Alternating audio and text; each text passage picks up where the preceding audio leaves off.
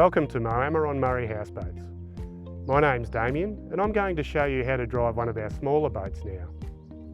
Our smaller boats include our camping boat, our river explorer, our river cruiser and our pontoon boats. I'm going to take you out on our camping boat, but the concept is the same for all of our smaller boats.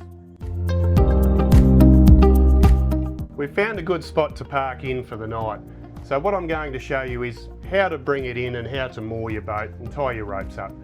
You always want to be travelling into the current in order to moor your boat, because the current then helps you to slow down and acts like a brake, helps you to control as you steer it in. So I'm travelling into the current now, and I've picked out my spot on the riverbank that I want to come into, and I just aim this front corner for that location, for that spot. And you can see I'm coming in on quite an angle. I'm not coming in straight to the bank. That's because the current's always working against the side of the boat. But that's not a problem, because once we get this corner into the bank, we're able to use the pontoon to pivot around and straighten up. I'm just about to touch the bank now. The slower you go in, the better too, so then it's easier for you to come to reverse out when you want to leave and move on again. So I've just come up onto the bank there now, and you can see I've put the steering wheel all the way right hand down, and now we're just pivoting the boat around to straighten up.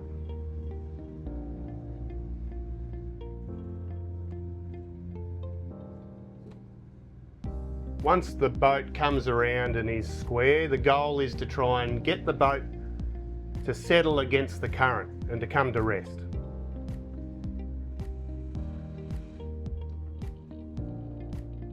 So you just adjust your steering and your throttle in order to get the boat to stop moving.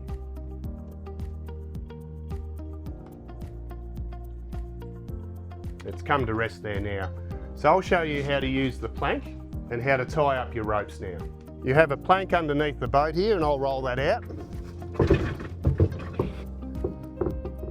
We grab your rope.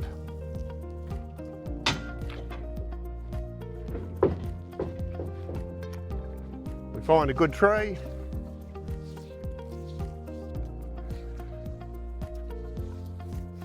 And we grab your rope like this and just double it over. Just makes it easier than having to pull the whole rope right around the whole tree. So it looks like that.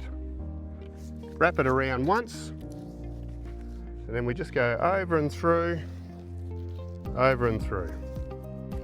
I'll show you how that looks again.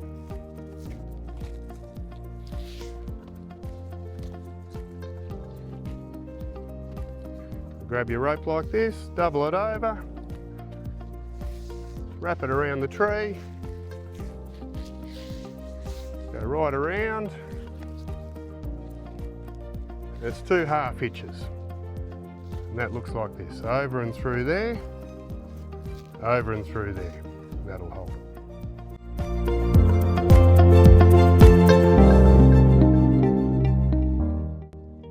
Now that we've tied both of our ropes up, we can turn the engine off. Put the hand control into neutral and turn the key. Now we're set up for the night. We're ready to head off from where we were last moored, so I'm going to go through how to do that now. We just want to make sure that the hand control is in neutral again. We turn the key to turn the motor on. We put it into forwards, and that just holds us up against the bank while we undo the ropes. You can see too, as I bring the boat around a little bit with my steering, it's taking the pressure off that rope there. And I'm going to go and undo the ropes now.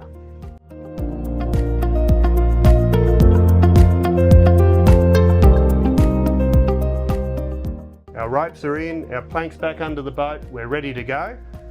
We put it down into reverse.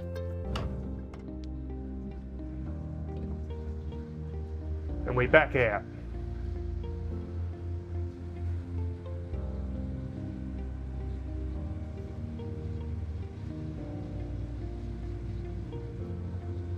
If you do have any difficulty coming off the bank in the morning because the river perhaps has come down, all you need to do is move a couple of people to the back of the boat, and that should lift the front enough for you to head back out.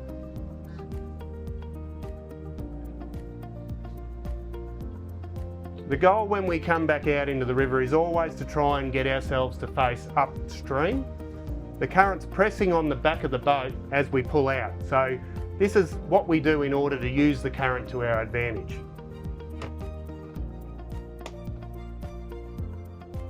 So we're well and truly away from the bank there, into the middle.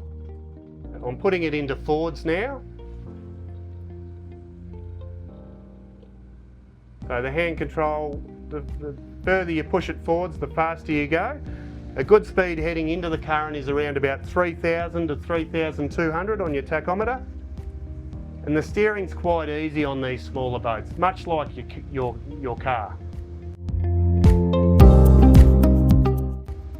I'm going to show you how to do a turnaround now.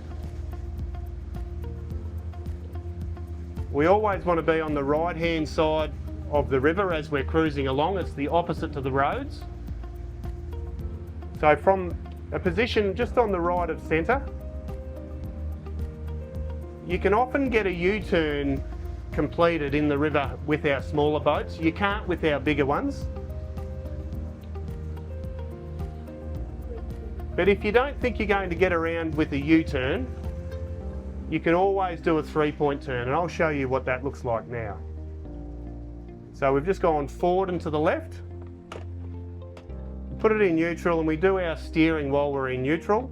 We're getting ready to go back and to the right now.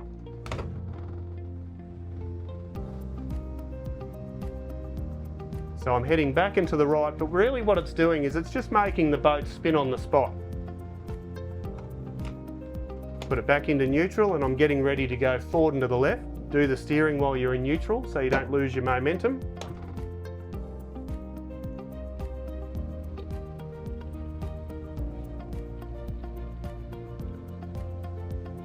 And then we can just straighten up, and we're heading downstream now.